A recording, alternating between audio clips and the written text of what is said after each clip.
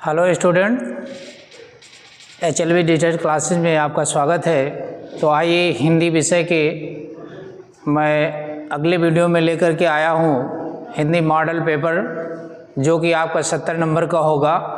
और इसमें से आप ये मान करके चलिए कि 70% आपके मिलने हैं। ऐसे क्वेश्चन को मैंने रखा है जो आपकी परीक्षा के लिए बहुत ही मोस्ट इम्पॉर्टेंट है। तो आइए मैं मॉडल पेपर शुरू करता हूँ हिंदी विषय का। तो देखिए, प्रश्न पत्र आपका 2 खंडों में दिया गया है। एक खंड है बहुविकल्पी टाइप में, जिसमें 20 क्वेश्चन दिए गए हैं, और दूसरा खंड आपकी किताब से गद्य से पद्य से उन प्रश्नों से लिया गया है। तो आइए हम उसकी शुरुआत करते हैं। पहला हमारा प्रश्न दिया है बहुविकल्पी के अंतर्गत, दिया है हिंदी गद्य का आविर्भाव कौन सी शताब्दी में हुआ। आपका पहला क्वेश्चन है जिसके 4 ऑप्शन दिए गए हैं। का है 19वीं शताब्दी, खा है 16वीं शताब्दी, और गा है 21वीं शताब्दी, घा है 13वीं शताब्दी। तो इन चारों में से हिंदी गद्य का आविर्भाव आपका 19वीं शताब्दी में हुआ है, जो कि आपके का ऑप्शन सही हो जाएगा। दूसरा क्वेश्चन हमारा दिया है श्रृंगार रस मंडल रचना के लेखक कौन है। 4 ऑप्शन दिए गए हैं। का दिया है गोकुलनाथ जी, खा नाभादास, गा वैकुंठमण शुक्ल, और घा गोस्वामी विट्ठलनाथ। तो श्रृंगार रस मंडल रचना के लेखक हैं गोस्वामी विट्ठलनाथ, यानी आपका चौथा ऑप्शन जो घा है वो सही हो जाएगा। तीसरा हमारा प्रश्न दिया है अमीर खुसरो की रचना का नाम है। का दिया है शब्दानुशासन, और खा दिया है सखियां बीजक है, गा है अष्टयाम, और घा है पहेलियां एवं मुकरियां। तो देखिए, ये थोड़ा पीले रंग में स्पष्ट नहीं है, इसको हम लिख देते हैं। अमीर खुसरो की रचना है, जो कि आपका घा ऑप्शन है। घा दिया गया है पहेलियां,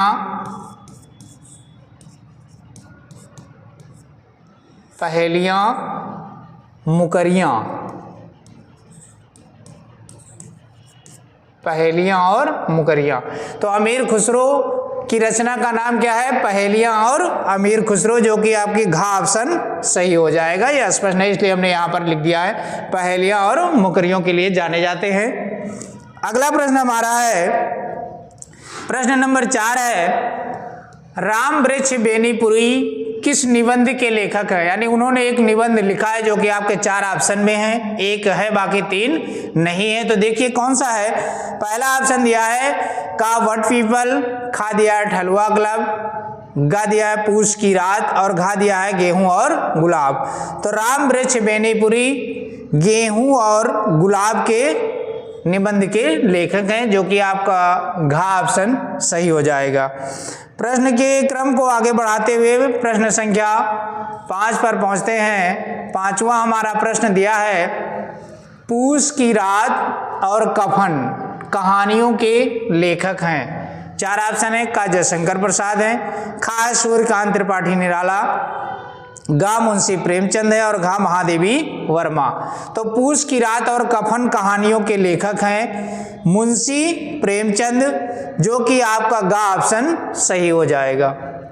प्रश्न नंबर 6 पर पहुंचते हैं। 6वां हमारा प्रश्न दिया है निम्नलिखित कथनों में से कोई एक कथन सही है, उसे पहचान कर लिखिए। 4 ऑप्शन है। का दिया है विचार वीथी आचार्य रामचंद्र शुक्ल का इतिहास ग्रंथ है, खा दिया है उजली आग यशपाल का निबंध है, गा है डॉक्टर नगेंद्र प्रसिद्ध उपन्यासकार हैं, घा है राम स्वरूप चतुर्वेदी सफल भेंट वार्ता लेखक हैं।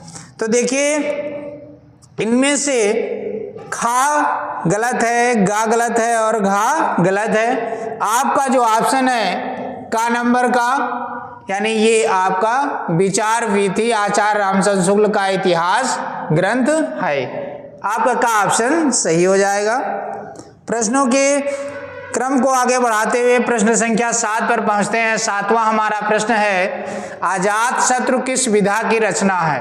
एकांकी, कहानी, उपन्यास, नाटक। अजात शत्रु जयशंकर प्रसाद का लिखा हुआ नाटक है, जो कि आपका घ ऑप्शन सही हो जाएगा। प्रश्न संख्या 8 पर पहुंचते हैं। 8वां हमारा प्रश्न दिया है, अंधकार और प्रकाश एकांकी के रचनाकार हैं।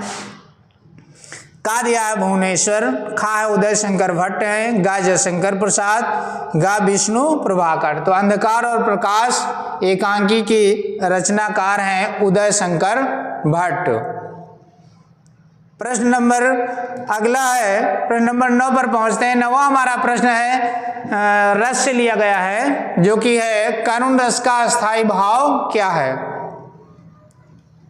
का नंबर उत्साह है, खा शोक है, गा रति है और घा हास्य है। तो करुण रस का अस्थाई भाव क्या है, शोक है, यानी आपका खा ऑप्शन सही हो जाएगा।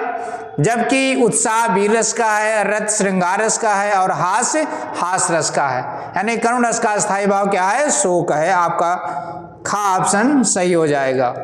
प्रश्न के क्रम को आगे बढ़ाते हुए प्रश्न नंबर 10 पर पहुंचते हैं। 10वां हमारा प्रश्न दिया है, चली मनो आंगन कट ताते राते पाए, पंक्ति में कौन सा अलंकार है। का दिया है रूपक अलंकार, खा उपमा अलंकार, गा उत्प्रेक्षा अलंकार और घा अनुप्रास अलंकार। तो इन चारों ऑप्शन में से आपका गा ऑप्शन सही हो जाएगा, यानी उत्प्रेक्षा अलंकार है। क्यों उत्प्रेक्षा अलंकार है, क्योंकि उत्प्रेक्षा अलंकार की परिभाषा क्या है, जहां उपमेय में उपमान की संभावना की जाए वहां उत्प्रेक्षा अलंकार होता है और इसमें वाचक शब्द होते हैं। तो देखिए, जैसे मनो शब्द दिया है, ये वाचक शब्द है, इससे हम तुरंत आसानी से पहचान लेंगे कि इसमें उत्प्रेक्षा अलंकार है। तो आइए प्रश्न के क्रम को आगे बढ़ाते हुए प्रश्न संख्या 11 पर पहुंचते हैं। 11वां हमारा प्रश्न दिया है, 4 चरणों में समान मात्राओं वाले छंद को क्या कहते हैं। जिसमें 4 चरण होते हैं और समान मात्रा वाले छंद को क्या कहते हैं। का है सममात्रिक छंद, खा विषम मात्रिक छंद, गा अर्ध सममात्रिक छंद, घा उपर्युक्त सभी। तो 4 चरणों में समान मात्रा वाले छंद को कहते हैं सममात्रिक छंद। क्या कहते हैं, सममात्रिक छंद। इसलिए आपका का ऑप्शन सही हो जाएगा। प्रश्न के क्रम को आगे बढ़ाते हुए प्रश्न संख्या 12 पर पहुंचते हैं। 12वां हमारा प्रश्न है, उपसर्ग से लिया गया है। उपसर्ग हमेशा शब्द के पहले लगाए जाते हैं। तो देखिए दिया है निष्कपट, निष्कपट शब्द में उपसर्ग है। का निस है, खा निस है, गा निस है और घा निस है, यानी शब्द एक ही तरीके दो हैं, एक में हलन लगा एक में नहीं लगा। तो आपका निष्कपट में उपसर्ग कौन सा है, का ऑप्शन सही हो जाएगा, निस उपसर्ग है, ये आपका ऑप्शन सही हो जाएगा। प्रश्न नंबर 13 पर पहुंचते हैं। 13वां हमारा प्रश्न दिया है। 13वां प्रश्न है, प्रत्यय से लिया गया है, जो कि प्रत्यय बताया जाता है शब्द के अंत में लगाए जाते हैं। तो दिया है साहित्यिक में कौन सा प्रत्यय है। तो साहित्यिक में प्रत्यय कौन सा, 4 ऑप्शन दिए गए, एक प्रत्यय है, इत्तिक है, सा है और का है। तो साहित्यिक में प्रत्यय है एक प्रत्यय, जो कि आपका का ऑप्शन सही हो जाएगा। प्रश्न के क्रम को आगे बढ़ाते हुए प्रश्न संख्या 14 पर पहुंचते हैं। 14वां हमारा प्रश्न दिया है, धान कोठी में कौन सा समास है। का दिया है अव्ययी भाव, खा कर्मधारय, गा तत्पुरुष और घा द्विगु समास। तो धान कोटि में तत्पुरुष समास है। कौन सा समास है, तत्पुरुष, यानी आपका गा ऑप्शन सही हो जाएगा।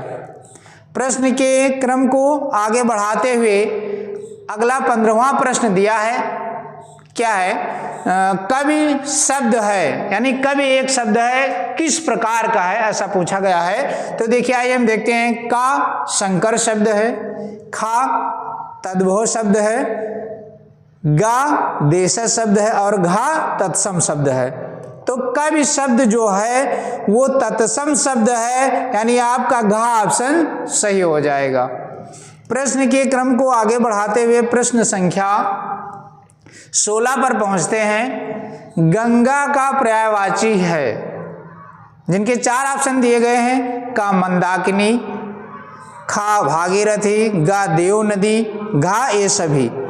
तो गंगा का पर्यायवाची घा है, ये सभी हैं, ये तीनों हैं उनकी पर्यायवाची। प्रश्न संख्या 17 पर पहुंचते हैं। 17वां हमारा प्रश्न दिया है पित्रादेशा का संधि विच्छेद है, यानी पित्रादेशा शब्द दिया गया है जिसका संधि विच्छेद है। 4 ऑप्शन है, का पितृधन आदेशा, खा पितृधन आदेशा, गा पितृधन आदेशा, घा पित्राधन देशा। तो देखिए पित्रादेशा का संधि विच्छेद है पितृधन आदेशा, यानी आपका खा ऑप्शन सही हो जाएगा।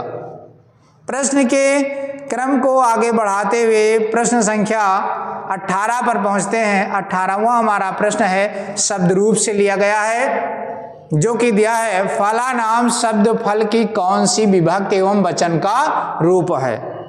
तो देखिए इसमें दिया है सप्तमी विभक्ति एक वचन, खा है षष्ठी विभक्ति बहुवचन, तृतीया विभक्ति द्विवचन, प्रथमा विभक्ति एक वचन। तो फलानाम शब्द जो है वो षष्ठी विभक्ति बहुवचन का रूप है, इसलिए आपका खा ऑप्शन सही हो जाएगा। कौन सा ऑप्शन सही होगा? खा ऑप्शन सही हो जाएगा। प्रश्न के क्रम को आगे बढ़ाते हुए प्रश्न संख्या 19 पर पहुंचते हैं। 19वां हमारा प्रश्न है, धातु रूप से लिया गया है। प्रश्न है पठ धातु का लट लकार का प्रथम पुरुष का द्विवचन रूप क्या होगा? का ऑप्शन पठता, खा ऑप्शन पठसे, गा ऑप्शन पठत, घा ऑप्शन पठंत। तो पठ धात लट लकार प्रथम पुरुष द्विवचन का रूप है पठता। क्या है? पठता, यानी आपका का ऑप्शन सही हो जाएगा।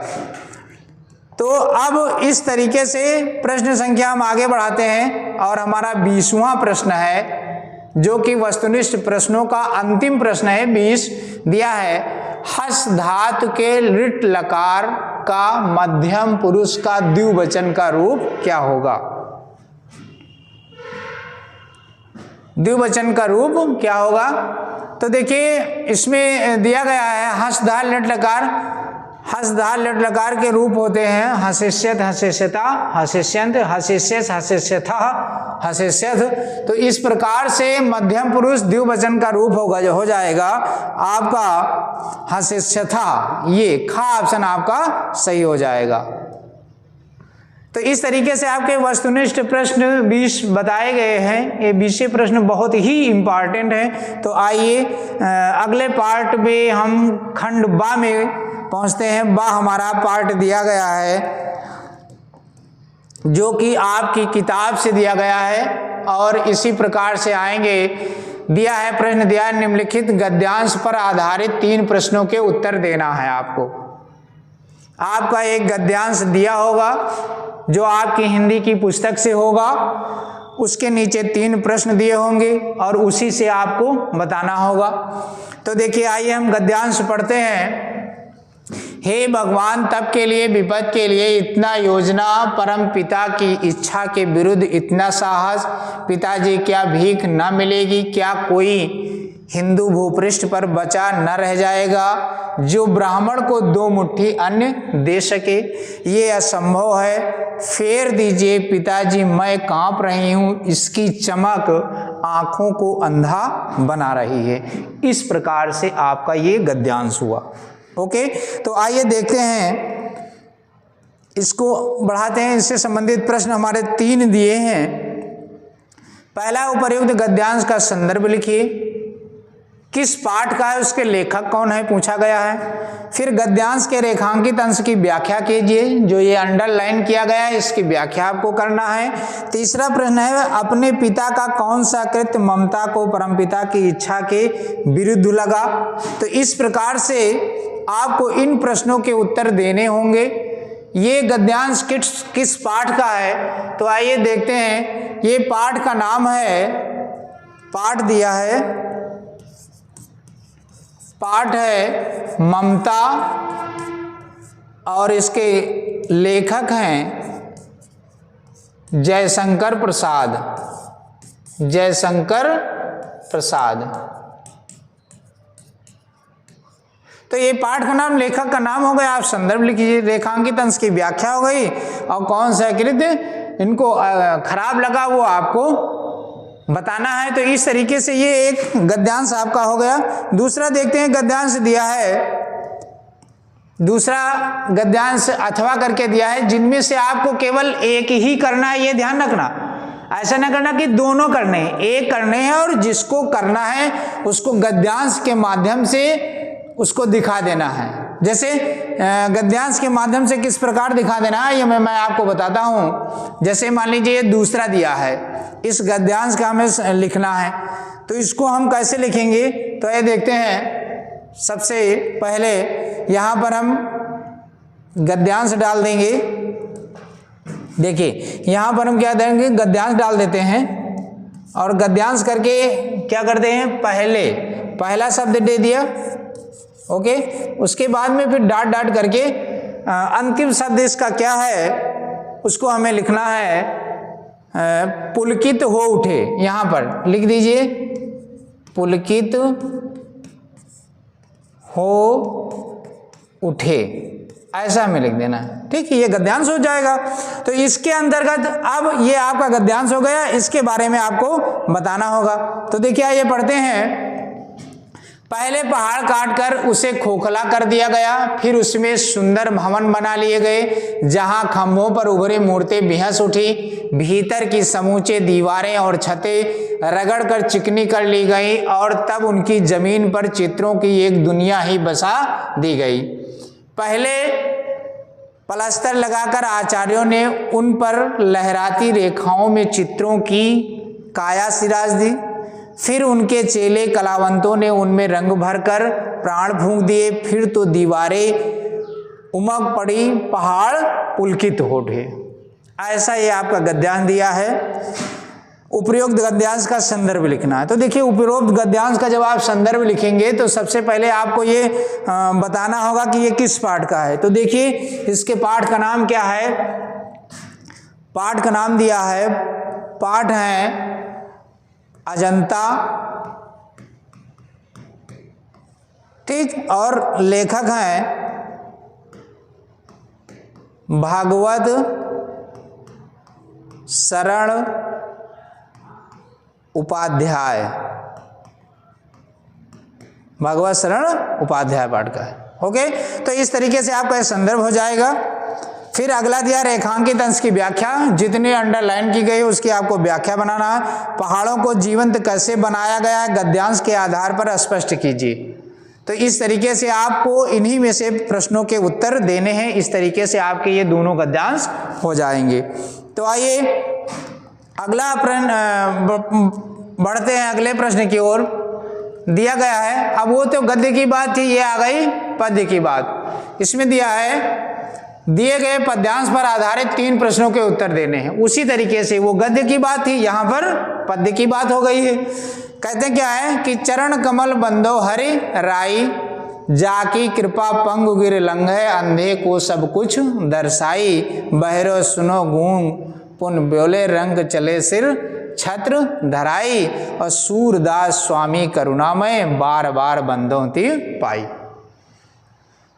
तो ये आपका पद्यांश हो गया। प्रश्न इसमें पूछता है कि प्रस्तुत पद्यांश का संदर्भ लिखिए। ये किस पाठ का है, ये देखिए इसका शीर्षक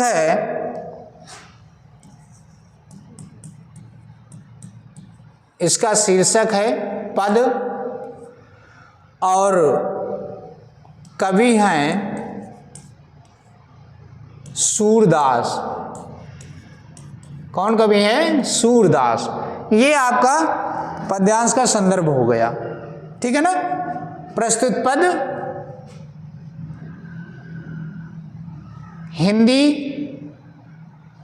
काव्य के अंतर्गत लिया गया है, जिसके रचयिता सूरदास जी हैं। पाठ का नाम, लेखक का नाम पता हो गया, आपका संदर्भ हो गया। अगला है रेखांकित अंश की व्याख्या। जितना ये रेखांकित किया गया उसकी तुम्हें व्याख्या करना, एक लाइन रेखांकित किया गया है। फिर है प्रस्तुत ग्रंथ सूरदास जी किसके चरणों की बार बार वंदना करते हैं? चरण कमलों की वंदना करते हैं। चरण कमल बंदो हरि राय, उन चरण कमलों की वंदना ईश्वर की करते हैं जिनकी कृपा से, यानी लंगड़ा व्यक्ति क्या होता है, पर्वत को लांघ जाता है और अंधे को सब कुछ दिखाई देने लगता है। तो इस प्रकार से ये प्रश्नों के उत्तर आपके हो गए। अब दूसरा दिया है अथवा करके दिया गया है, तो आइए इनको पढ़ते हैं अथवा करके। उदित उदय गिर मंच पर रघुबर बाल पतंग, बिकसे संत सरोज सब हर्षे लोचन भृंग। निर्भय केर आशा निस नासी, बचन नखत अवली न प्रकाशी। मानिय महिप कुमुद सकुचाने, और कपटी भूप उलूक लुकाने। भये विशोक कोक मुन देवा, और बरसै सुमन जनावह सेवा। गुरपद बंद सहित अनुरागा, राम मुनि संग आयुष मांगा। सजय सहिजय चले सकल जग स्वामी, और मत मंजु बर कुंजर गामी। तो इस तरीके से ये दिया गया है। इसके पाठ का शीर्षक का नाम क्या है देखते हैं। शीर्षक दिया गया है धनुष भंग। शीर्षक क्या है? धनुष भंग है। और इसके कवि हैं तुलसीदास। कौन है? तुलसीदास।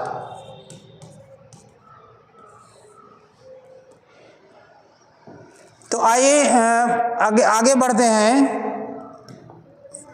फिर दिया है रेखांकित अंश की व्याख्या। जितना अंडर के श्री राम धनुष भंग के लिए उठे तो उनकी शोभा कैसी प्रतीत हो रही थी, इसके विषय में आपको बताना है।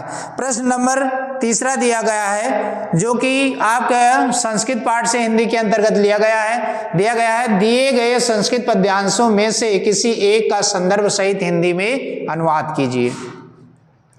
2 पाठ दिया है। इयम नगरी विविध धर्माणाम संगम स्थली। महात्मा बुद्ध, तीर्थंकर, पार्श्वनाथ, शंकराचार्य, कबीर, गोस्वामी, तुलसीदास, अन्ये च बहुवा महात्मना अत्र आगत्य स्वीयान् विचारान् प्रसारयन्, न केवलं दर्शने साहित्ये धर्मे अपितु कला क्षेत्रे अपि।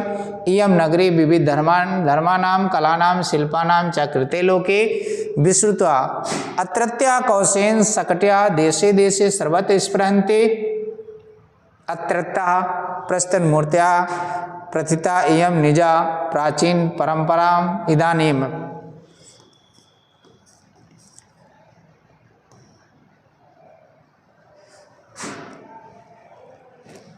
परिपालित। इस प्रकार से ये गद्यांश संस्कृत का दिया गया है, जिसका हिंदी में आपको अनुवाद करना है।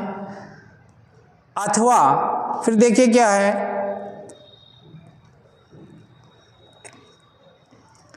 वाराणसी प्राचीन काले गेहे गेहे विद्या दिव्य ज्योति द्योत्यते। अधुना पत संस्कृत वाग्धारा सततम प्रवहत जनानां ज्ञानचम वर्धयत्। अत्र अनेके आचार्य मूर्धन्य विद्वान वैदिक वाङ्मयस्य अध्ययने अध्यापने च इदानीं निरता। न केवलं भारतीया अपितु वैदेशिकाः गीर्वाणिनः अध्ययनाय अत्र आगच्छन्ति। निःशुल्क च विद्यां गृह्णन्। अत्र हिंदू विश्वविद्यालय, संस्कृत विश्वविद्यालय, काशी विद्यापीठ इत्येते 3 विश्वविद्यालयाः सन्ति।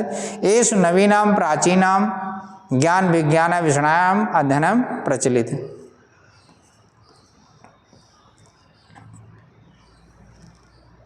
फिर इनमें से आपको एक का बताना है। प्रश्न पूछा गया है दिए गए पद्यांश के संदर्भ सहित हिंदी में अनुवाद करना है। ठीक है ना। तो आइए पहले वाला जो इसमें दिया गया है ये किस पाठ का है? ये संस्कृत के इसका पाठ है वाराणसी। किस पाठ का है? वाराणसी पाठ से है। ठीक है ना। और आपका नीचे वाला भी दिया गया है, ये भी उसी पाठ से ले लिया गया है, वाराणसी। यानी वाराणसी पाठ संस्कृत पाठ के अंतर्गत बहुत ही इम्पॉर्टेंट है। इसमें से एक गद्यांश आपको आएगा ही आएगा, ये समझ लीजिए। आगे हम बढ़ते हैं। अगला हमारा चौथा प्रश्न है, संस्कृत से ही अंतर्गत है, वो गद्य की बात थी। आइए हम देखते हैं। दूसरा प्रश्न हमारा दिया गया है पद्यांश से संबंधित संस्कृत के अंतर्गत दिया है दिए गए संस्कृत पद्यांश में से किसी एक का संदर्भ सहित हिंदी में अनुवाद कीजिए। दिया है सार्था प्रवस्तव मित्रम भार्यम मित्रम ग्रहेशता आतुरस्य भिषक मित्रम दानम मित्रम मरिष्यता। अथवा किस्वदे गुरुतरम भूमि किस्वदे चोत्रम चखात किस्वत शीघ्रतरम वातात किस्वतम बहुतरे तृणात्। इसका भी क्या है, एक का संदर्भ सहित हिंदी में अनुवाद करना है, इसको भी लिखना है। ये किस पाठ का है बताना है। तो आइए हम देखते हैं, पहला जो हमारा दिया है ये है आपका पाठ है जीवन सूत्राणि।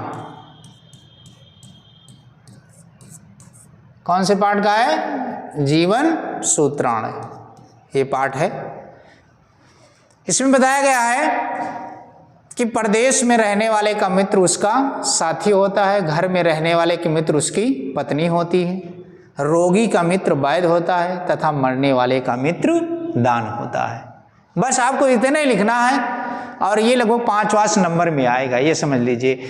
बिल्कुल मैथ की तरीके से संस्कृत में आपको नंबर मिलने हैं, ये समझ लीजिए। एक भी अंक आपका कटेगा नहीं अगर सही हुआ अनुवाद। दूसरा हमारा दिया अथवा के माध्यम से दिया है, इसका भी देखिए पाठ दिया है, ये भी उसी पाठ से है, बहुत ही इंपॉर्टेंट ये भी पाठ है पद्यांश का, जीवन सूत्राणि, बहुत ही इंपॉर्टेंट पाठ है। एक वाराणसी गद्य का और काव्य जीवन सूत्राणि का। इसके जितने 10 श्लोक, अगर 10 श्लोक तैयार कर लीजिए तो एक न एक आने आना, ये समझ लीजिए। तो इसमें दिया गया है किस्वत गुरुतरम भूमि, किस्वत चतुरम चखात, किस्वत शीघ्रतरम वाताय, किस्वत बहुतरम तृणात। इसका अर्थ क्या है कि भूमि से अधिक भारी क्या है, आकाश से ऊंचा स्थान किसका है, वायु से शीघ्रगामी क्या है तथा तिनके से अधिक भारी क्या है। ऐसा अनुवाद इसमें दिया गया था। तो आइए प्रश्न के क्रम को आगे बढ़ाते हुए प्रश्न संख्या 5 पर पहुंचते हैं। 5वां हमारा प्रश्न है, अपने पठित खंडकाव्य के आधार पर निम्नलिखित प्रश्नों के उत्तर दीजिए। देखिए हमारा खंडकाव्य, हम बाराबंकी डिस्ट्रिक्ट में हैं, तो हमारा खंडकाव्य है मुक्तिदूत। मुक्तिदूत के अंतर्गत दिया गया है कि मुक्तिदूत के चतुर्थ सर्ग की कथा अपने शब्दों में लिखिए। मुक्तिदूत किसका लिखा हुआ है, डॉक्टर राजेंद्र मिश्र द्वारा लिखित खंडकाव्य है। अगला दिया है दूसरा प्रश्न हमारा इसमें से, मुक्तिदूत खंडकाव्य के नाम द्वारा चलाए गए एक मुख्य आंदोलन और उसके प्रभाव का संक्षिप्त वर्णन करना है। यानी दोनों प्रश्नों के आपको उत्तर देने हैं, एक में चतुर्थ सर्ग की कथा लिखनी है और दूसरे में जो खंडकाव्य के अंतर्गत आंदोलन चलाए गए मुख्य, उस एक आंदोलन का संक्षिप्त वर्णन देना है। ये आपका 5वां प्रश्न हो जाएगा। अगला प्रश्न पढ़ते हैं। 6ठा नंबर प्रश्न हमारा दिया गया है, दिए गए लेखों में से किसी एक लेखक का जीवन परिचय देते हुए उसकी एक प्रमुख रचना का उल्लेख कीजिए। तो देखिए पहला हमारा दिया है आचार्य रामचंद्र शुक्ल दिया है, दूसरा दिया डॉक्टर राजेंद्र प्रसाद और तीसरा है श्याम सुंदर दास। ये 3 दिए गए हैं, इनमें से आपको एक करना है और उसकी एक रचना लिखनी है। तो जितना ही अच्छे ढंग से आप इसको लिखेंगे उतने ही आपको अच्छे अंक मिलेंगे, बिल्कुल सीरियल वाइज। अगला हमारा प्रश्न है, खा प्रश्न हमारा इसका दिया गया है कि दिए गए कवियों में से किसी एक कवि का जीवन परिचय देते हुए उसकी एक प्रमुख रचना का उल्लेख करना है। वो गद्य के कवि लेखक थे, अब ये काव्य के हैं। तो इसमें कौन सा है, पहला दिया है तुलसीदास दिया, दूसरा है ये इसने गलत कर दिया है, रामचंद्र शुक्ल जो है वो गद्य में है, और दूसरा ऑप्शन जो दिया गया है वो माखनलाल चतुर्वेदी है। तो इसमें से आपको एक करना है और एक के अंतर्गत उनकी एक रचना भी लिखनी है और उनके बारे में लिखना है। अब जैसे तुलसीदास के बारे में बताया गया है, तो तुलसीदास के अगर हम जीवन परिचय लिखते हैं, कवि हैं, इनकी एक पंक्ति हम लिख देते हैं। सन 1532 में जागा राजापुर का भाग, तुलसी ने तुलसी को जाया, ये था उसका अमर सुहाग। इस तरीके से हम अगर 2 पंक्तियां लिख देंगे तो बहुत ही अच्छा लगेगा। तो आइए अगले प्रश्न की ओर आगे बढ़ते हैं। प्रश्न संख्या 7 है, अपनी पाठ्य पुस्तक में से कंठस्थ कोई एक श्लोक लिखिए जो प्रश्न पत्र में ना आया हो। जैसे ऊपर आपने पद्यांश संस्कृत के अंतर्गत देखे 2 श्लोक दिए गए थे, उनको छोड़ करके आपको एक श्लोक लिखना है। तो वो जो दिए गए उनके अतिरिक्त एक आप लिख सकते हैं, सर्वे भवन्ति सुखिनः सर्वे सन्तु निरामया सर्वे भद्राणि पश्यन्तु मा कश्चित् दुःख भाग् भवेत्। ये आपका श्लोक हो जाएगा। बहुत ही आसानी से आपको 2 अंक मिल जाएंगे, एक भी नंबर इसमें से नहीं कटेंगे। फिर दिया निम्नलिखित में से किन्हीं 2 का संस्कृत में अनुवाद कीजिए। वृक्ष से पत्ते गिरते हैं, मैं वाराणसी जाऊंगा, देशभक्त निर्भीक होते हैं, पक्षी कलरव करेंगे, राम स्कूल जाता है। ये आपके 5 अनुवाद दिए गए हैं, इनको आपको संस्कृत में लिखना है। तो जैसे एक दिया है, वृक्षों से पत्ते गिरते हैं, वृक्षात् पर्णान् पतन्ति, वृक्षात् पर्णान् पतन्ति, वृक्ष से पत्ते गिरते हैं। इस तरीके से आपको संस्कृत में अनुवाद बनाना है। 9 नंबर हमारा दिया गया, निम्नलिखित प्रश्नों में से किन्हीं 2 प्रश्नों के उत्तर संस्कृत में दीजिए। वाराणस्याम कति विश्वविद्यालय संत के स्थित, यानी वाराणसी में कितने विश्वविद्यालय हैं, इनको आपको संस्कृत में बताना है। अगला दिया, अलछेंद्रा सेनापति क्यों आदेश, अलछेंद्रा यानी सिकंदर सेनापति को क्या आदेश देता है। फिर अगला है, चंद्रशेखर का आसित, चंद्रशेखर कौन था। शोधकेत कस पुत्र आसित, यानी शोधकेत के पुत्र का क्या नाम था, तो शोधकेत के पुत्र का नाम आरुण था।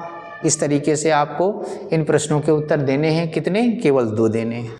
तो आइए प्रश्न नंबर 10 पर पहुंचते हैं। 10वां हमारा प्रश्न दिया है, निम्नलिखित में से किसी एक विषय पर निबंध लिखिए। पहला दिया गया है प्रदूषण की समस्या और समाधान, दूसरा है जल ही जीवन है, तीसरा है श्रम ही सफलता की कुंजी है, चौथा है वृक्ष हमारे मित्र है, और 5वां है सशक्तिकरण। तो इन 5 निबंधों के अंतर्गत आपको एक निबंध लिखना है और बाकी 4 को छोड़ देने हैं। एक निबंध पर आपको निबंध लिखना है, और निबंध लिखने की कला क्या है कि आप जैसे ही शीर्षक अपना डालें और शीर्षक के अंतर्गत आप शुरुआत करें तो हर बिंदु यानी बिंदु के अनुसार, जैसे प्रस्तावना है इसके अंतर्गत समस्या समाधान और उसके बाद में उपसंहार, इस तरीके से बिंदु जो होते हैं, तो उन बिंदुओं के अंतर्गत आप प्रत्येक बिंदु में निश्चित ही आप कोटेशन जब डालेंगे 1 लाइन 2 लाइन का, तो निश्चित आपके जो 6 अंक निबंध में मिलने वाले हैं वो निश्चित ही आपको 6 में 6 अंक मिलेंगे। तो इसलिए निबंध लिखने की कला जो है वो कोटेशन के अंतर्गत ही निर्धारित है। जितने ज़्यादा अच्छे कोटेशन होंगे उतना अच्छा आपका निबंध होगा। तो ये आप मॉडल पेपर जो मैं लेकर के आया हूँ, ये आपको कैसा लगा, अच्छा लगा होगा। तो निश्चित ही आप HLB डिजिटल क्लासेज को सब्सक्राइब करिए और उस पर जुड़िए, जिससे आपको डेली नोटिफिकेशन मिलता रहे और आपकी हिंदी विषय की समस्या घर बैठे ही आप प्राप्त कीजिए।